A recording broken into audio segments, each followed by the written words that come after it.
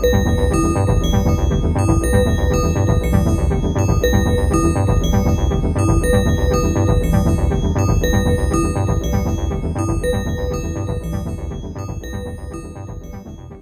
bien bonjour, je m'appelle Julia, j'ai 35 ans, bientôt 36.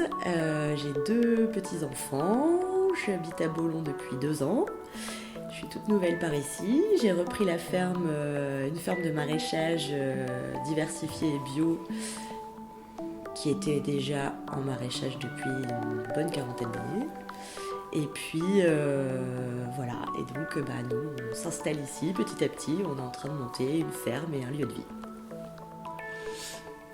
Je suis Gwenolé Leverge, j'ai 41 ans, 42 cette année je crois. Je suis maraîcher depuis 7 ans, le compagnon de Julia, avec qui on a 2 enfants comme elle a dit. Vous êtes, avant d'être ici, avant de venir occuper cette ferme il y a donc 2 ans, vous étiez déjà ensemble et vous étiez où? On était à la Mézières. En fait, moi je me suis installé sur une petite ferme à la Mézières sur 2 hectares. Et donc à titre individuel au départ. Et puis Julia est venue me rejoindre au fur et à mesure de plus en plus. Et a découvert les joies de l'agriculture et du maraîchage et a voulu s'installer. Sauf qu'à l'époque, on pouvait s'installer qu'en fonction d'une surface. Et donc, on n'avait pas la surface pour installer 2 personnes. Voilà, ça prend. Cette sensibilité bio que vous avez tous les deux, ça a émergé comment chez vous? Comment ça émerge chez toi? Alors, au niveau de l'agriculture, de toute façon, il n'y a même pas eu à se poser la question. Nous, on voulait faire de l'agriculture bio.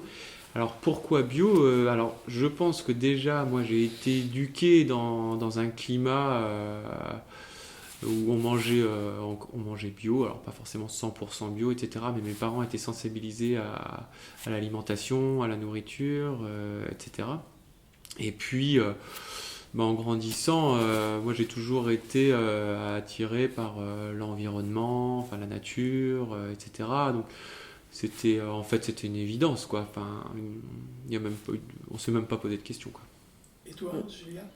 Donc je travaille dans la solidarité internationale et à un moment donné je me suis posé beaucoup de questions sur cet intérêt à travailler si loin alors qu'on pouvait faire des choses localement ici sur place hyper intéressantes et militantes, parce que pour nous c'est vraiment aussi quelque chose de militant, parce que c'est pas facile d'être agriculteur et quand on le choisit, parce que pour nous c'est quand même une des reconversions, donc on n'est pas issu de la terre, donc quand on le choisit c'est militant parce que c'est pas facile tous les jours.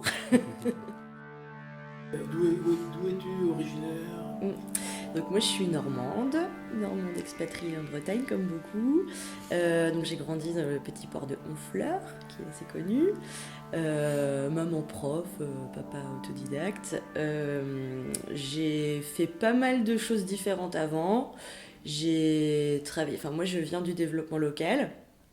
J'ai travaillé dans le tourisme local, etc. Et puis je bossais dans le monde associatif.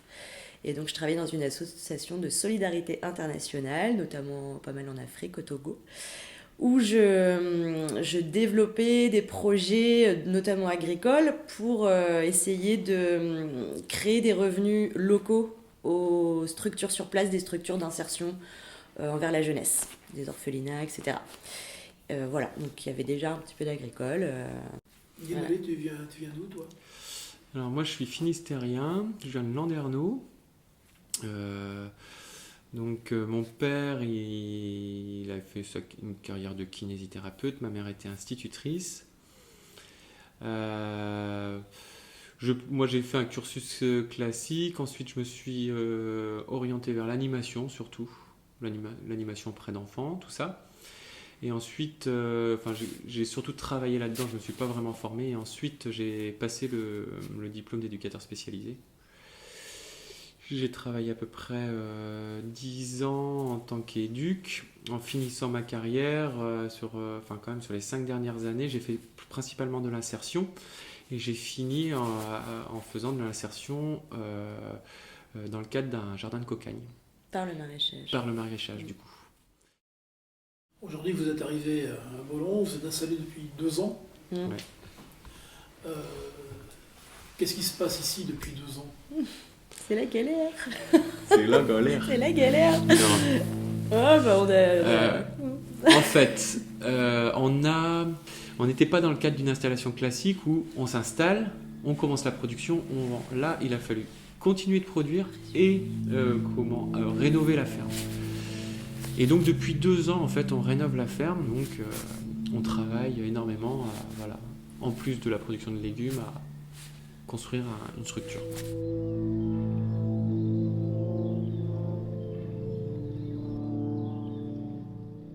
On a quand même vécu une année très compliquée l'année dernière, parce que 2019, c'est une sécheresse historique, et nous, on n'avait pas d'eau. Donc on n'avait pas d'eau pour pouvoir arroser dès le mois de juin. On a tout arrêté d'arroser dans les serres, dehors. Et on a perdu tous nos légumes d'hiver, pratiquement. Un petit peu dur quand on a bossé comme des fous pendant 1 an et demi et qu'on se retrouve... mince, plus de légumes là, qu'est-ce qu'on fait? Voilà. Donc, et puis ça a été aussi négocier avec les banques pour arrêter un petit peu les emprunts. Ça a été tout un travail de réflexion. Revoir un petit peu parce qu'on a aussi découvert une terre ici. C'est pas la terre de Bollon n'est pas la terre de la Mézières, donc on repart un peu à zéro quand on est agriculteur et qu'on change de terre. Et on découvre aussi la terre, on réapprend à cultiver cette terre. Et puis on se rend compte qu'il y a des choses qui fonctionnent mieux que d'autres. On réaménage notre système en fait. On a pensé un projet, mais le projet maintenant il faut le rendre viable en pratiquant ici quoi.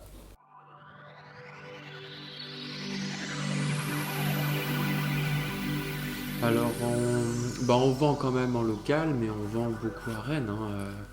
Nous, on a le magasin là qui est un peu notre... c'est très important pour nous en fait que les gens d'ici qui habitent autour de la ferme puissent venir s'approvisionner directement chez les producteurs. Ça faisait partie de toute façon d'un critère. Nous, c'était important d'avoir de la vente directe à la ferme. Ouais. Voilà, mais quelque part, ça représente pas tant que ça sur le chiffre d'affaires. Nous, on a une AMAP, donc on distribue des paniers sur Rennes.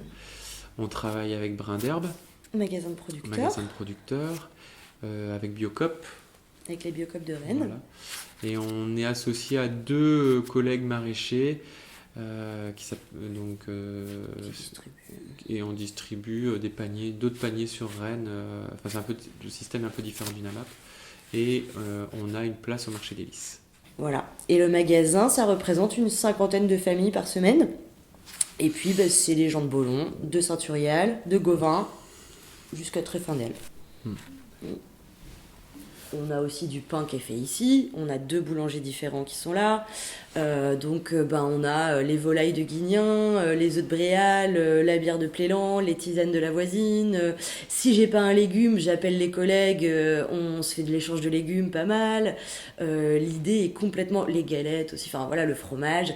Oui, on essaye tous ensemble de travailler ensemble et ça va plus loin, on se fait livrer, on prend des pommes, on est plusieurs à avoir des magasins de producteurs ou à la ferme, on se fait tous livrer les pommes ensemble pour que les pommes arrivent, on se fait tous livrer la bière à un endroit, on va tous chercher nos fruits au même endroit, c'est 1 sur 2 qui y va.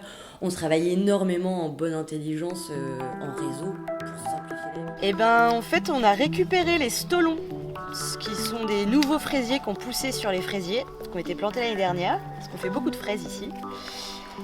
Et vu la sécheresse qu'on a eue, on a perdu 3/4 des fraisiers qui sont plantés l'année d'avant pour donner l'année d'après. Donc si on espère récolter quelques fraises cette année, on essaye, on ne sait pas si ça marchera, mais on a récupéré du stolon ce matin en désherbant, on coupe la racine, on essaye de faire des pieds qui donneront dès cette année de la fraise de printemps.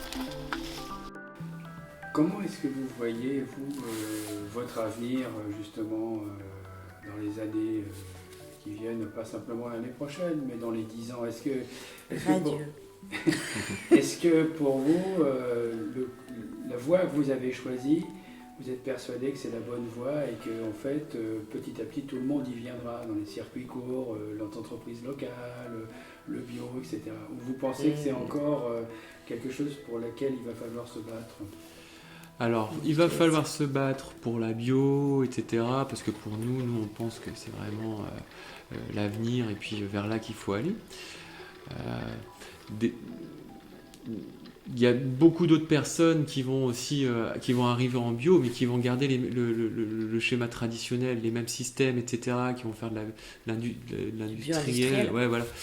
Donc nous, concernant notre avenir, nous on mise sur le fait justement de travailler en local. On ne veut pas partir sur le gros, envoyer des palettes dont on ne sait même pas où elles arrivent, etc. Et je pense que là-dessus, en fait, on sera jamais très concurrentiel, sauf si bon, il y a d'autres maraîchers qui s'installent, etc. Mais je pense que encore, on arrive quand même bien à se parler quand il y a des collègues, etc. Donc nous, on mise tout en fait sur le local et la vente avec le moins d'intermédiaires possible. Nous, le plus gros, on a au plus un intermédiaire. Quand c'est Biocoop. Quand c'est Biocoop. Et c'est les seuls. Et ouais, je crois que c'est les seuls. C'est les seuls. Tout le reste est vendu en vente directe. Tout le reste est vendu en vente directe. Donc, du coup, on maîtrise notre chaîne de A à Z, même avec le magasin Brin d'Herbe. On est adhérents, on est tous ensemble, tout le collectif propriétaire ou locataire, mais notamment d'un magasin, de toutes les appros, etc. Donc, on maîtrise notre chaîne de A à Z. Voilà. Et nous, c'est là-dessus qu'on pense qu'on va tirer notre épingle du jeu, parce que si jamais en tout cas on se dit que la bio devient la norme, eh bien les gros faiseurs de légumes industriels se mettront en bio, mais garderont le même circuit, parce qu'on ne peut pas faire 50 hectares de carottes et la vendre. Enfin, on peut vendre en local, on va vendre, mais ça sera rien, quoi. Donc ça représentera rien. Donc ils garderont les mêmes circuits. Voilà. Je pense qu'un jour on trouvera que du bio et plus de conventionnel, bon c'est peut-être pas tout de suite, dans les supermarchés et autres. Du coup ça sera aussi aux citoyens, aux gens de comprendre la différence et de venir dans les endroits comme chez nous, comme Brin d'Herbe, comme autres, comme les magasins à la ferme, pour voir la différence du produit, parce que de toute façon, ça ne sera pas cultivé dans les mêmes, avec la même démarche. Donc, un produit bio-industriel est un produit industriel, sauf qu'à la place de mettre produit qui est... il sera juste estampillé bio, mais ça restera un produit, ça restera une manière de produire, pas tellement respectueuse de la terre, etc. Et du coup... Voilà, c'est aussi le citoyen, il y aura toujours... en fait, je pense qu'on va décaler, on va juste décaler la norme, en fait. Et voilà, il y aura peut-être même des nouveaux labels. Le label bio sera plus le label de référence pour des magasins, pour des fermes comme nous.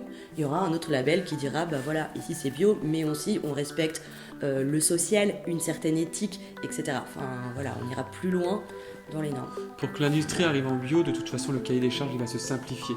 Il a déjà commencé à se simplifier, notamment par rapport au social. Quand on est passé au cahier des charges européen, tout le volet social de la bio a disparu. Donc aujourd'hui, on peut faire de la bio tout en travaillant avec des travailleurs détachés, par exemple. Alors que nous, on s'était mis dans la bio justement parce qu'on se disait il y a aussi un aspect social, c'est-à-dire que les gens qui travaillent avec nous, on veut qu'ils soient bien dans leur travail, etc.